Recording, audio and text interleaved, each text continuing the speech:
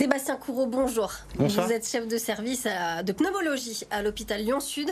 Merci d'être avec nous ce soir. On va faire un point avec vous justement sur l'épidémie de Covid. La situation est compliquée en France. Hier, 208 000 contaminations ont été recensées sur les dernières 24 heures. C'est un nouveau record. Dans le Rhône, le taux d'incidence dépasse les 1000 cas pour 100 000 habitants. Alors, première question, elle est très simple. Est-ce qu'il faut qu'on s'inquiète ? Très bonne question. Oui, on commence franchement à s'inquiéter les uns les autres parce que, comme vous l'avez dit, les chiffres que vous venez de citer, ils sont époustouflants, ils sont évidemment très inhabituels. On s'y attendait pas du tout. Alors, depuis quelque temps, on s'y attendait, mais naturellement, ce sont des chiffres qui sont effarants. Il y a encore beaucoup d'incertitudes sur le variant Omicron, et notamment, on sait qu'il est extrêmement contagieux.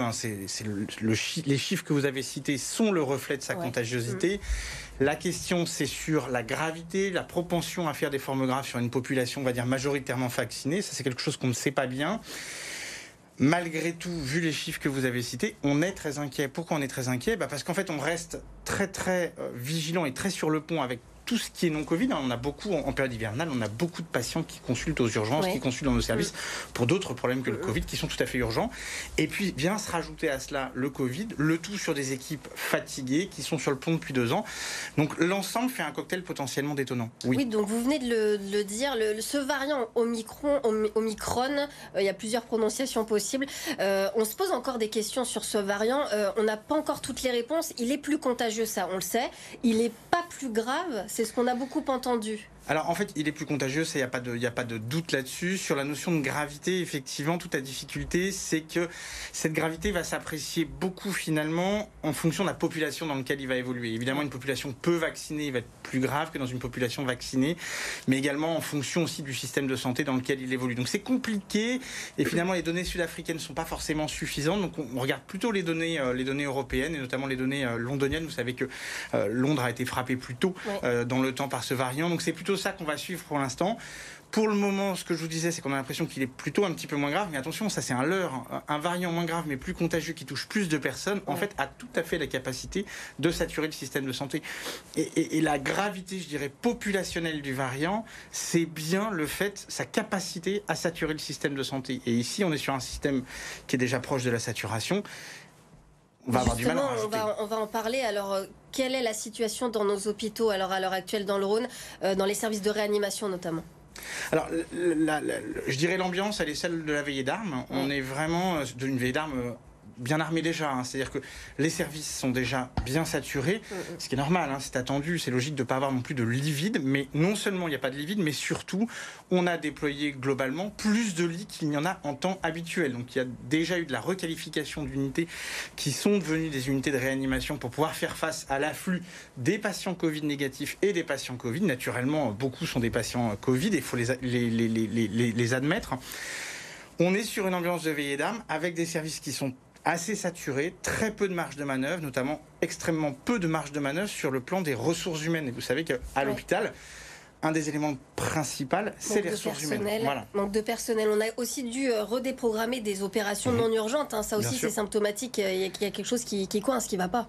En fait, si vous voulez, l'hôpital, ce que je vous disais, l'hôpital, la plus-value de l'hôpital, c'est ses ressources humaines. C'est-à-dire des personnes à haute valeur ajoutée, qui sont des personnes qui ont été formées pendant plusieurs années, qui ont des compétences qui sont complexes à acquérir, qui ne s'acquièrent pas tout de suite, et qui, effectivement, doivent être mis en ordre de bataille au bon moment et pour les bonnes personnes. Et c'est ça, finalement, qui est l'élément limitant, si vous voulez, aujourd'hui, qui plus est, encore une fois, sur des équipes qui sont fatiguées depuis 2 ans de sollicitation.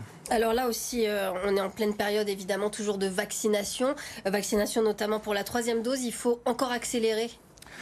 Alors, je crois qu'aujourd'hui, il n'y a pas d'hésitation à avoir. C'est-à-dire que les quelques qui n'ont pas commencé leur schéma vaccinal, je crois qu'Olivier Véran a une très bonne formule hier, que je vais reprendre ici en le paraphrasant. Si vous y avez échappé jusqu'alors, il y a très peu de chances que vous y échappiez sur ce variant Omicron. Très sincèrement, quand on voit les chiffres, 210 000 nouveaux cas hier, c'est véritablement faramineux. peu de chances que vous y échappez, donc pitié, pitié, si vous ne vous êtes pas encore vacciné, ayez cette démarche de débuter la vaccination. Et puis la troisième dose, naturellement, particulièrement chez les personnes les plus fragiles, celles qui se sont vaccinées il y a longtemps, ce phénomène d'immunosénescence. Vous savez que diminution progressive finalement de l'efficacité de la vaccination, qu'on connaît bien, c'est pas nouveau et c'est pas propre à cette maladie. Et bien voilà, ceux qui ont été vaccinés depuis longtemps, qui sont un peu âgés, vraiment, allez massivement se faire vacciner. Il y a la question de la vaccination des enfants aussi qui se pose depuis la semaine dernière. Les enfants de 5 à 11 ans sont désormais autorisés à se faire vacciner. Qu'est-ce que vous répondez aux parents qui savent pas quoi faire, qui ont des doutes et qui, même vaccinés eux-mêmes, parfois veulent pas faire vacciner leurs enfants? Il y a assez peu de doutes à avoir. En tant que père, moi j'ai inscrit mes 2 enfants aujourd'hui, 2 de mes 3 enfants aujourd'hui pour se faire vacciner prochainement. Donc je pense qu'il y a peu de doutes à avoir. On sait que ça réduit de façon assez importante les manifestations de la maladie. Ça réduit le fait d'être malade, ça réduit naturellement les formes graves et ça atténue la transmission entre les enfants. Donc c'est une arme individuelle en premier lieu. Ça va les protéger individuellement et puis ça va les protéger populationnellement également. Il y a toujours un peu ce double niveau lorsqu'on parle d'épidémie. Il y a toujours le niveau individuel qui est important mais qui n'est pas suffisant. Puis le niveau également populationnel qui est important également. On parle déjà d'une 4e dose de vaccin. Ça aussi, c'est pas finalement inhabituel. C'est-à-dire que c'est comme la grippe, on se vaccine finalement tous les hivers. Il faut se préparer avec le Covid à faire la même chose, à se vacciner régulièrement. Je ne suis pas immunologiste, mais c'est assez probable. Et depuis le début, on se dit qu'il y aura probablement une récurrence vaccinale, oui, particulièrement pour s'adapter aussi aux variants. Vous avez cité l'exemple de la grippe, il est parfait. Moi, je suis pneumologue depuis 15 ans. Ça fait 15 ans que je suis vacciné tous les ans contre la grippe. Bon, j'ai pas l'impression d'être mutant pour autant. Alors, autre sujet qui est vraiment d'actualité aujourd'hui, les nouvelles mesures préfectorales, le retour du port du masque en extérieur à Lyon et à Villeurbanne à compter de ce soir minuit. Alors, est-ce que c'est utile, tout bêtement? Oui, c'est utile parce qu'en fait, on vient d'en parler, Premier arsenal, le vaccin. Deuxième arsenal, quand on veut se battre contre cette épidémie, c'est naturellement toutes les mesures barrières. Et là, dans les mesures barrières, on reprend le masque, la distanciation sociale, même dehors, même le quand lavage on est des à mains et l'extérieur. puis l'aération. Alors même dehors, ça c'est une vraie bonne question. Oui, même dehors, pourquoi ?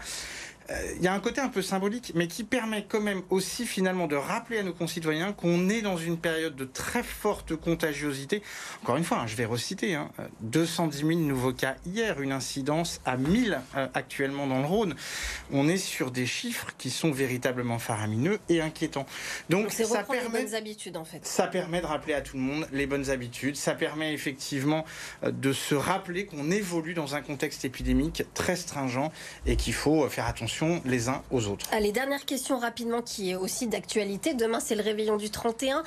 Qu'est-ce qu'il faut faire justement pour essayer d'éviter de nouvelles contaminations? Est-ce qu'il faut se faire tester? Est-ce qu'il faut éviter les soirées à beaucoup, être moins nombreux? Alors, tout.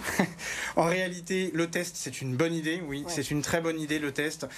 Évidemment, si on a des symptômes, on ne s'amuse pas, mais j'aurais tendance à dire, même si on a des symptômes et un test négatif, on reste chez soi. Ouais, on reste chez soi et ça, on fait vraiment très très attention parce que avec le Omicron, on a vraiment la capacité de contaminer la totalité. On a tendance à faire des autotests en plus. On sait qu'ils ne sont pas forcément très... Les autotests, c'est les moins fiables en tout cas. Exactement, sont moins sensibles que les PCR. C'est normal, c'est assez logique. Donc on se teste, ça c'est une certitude.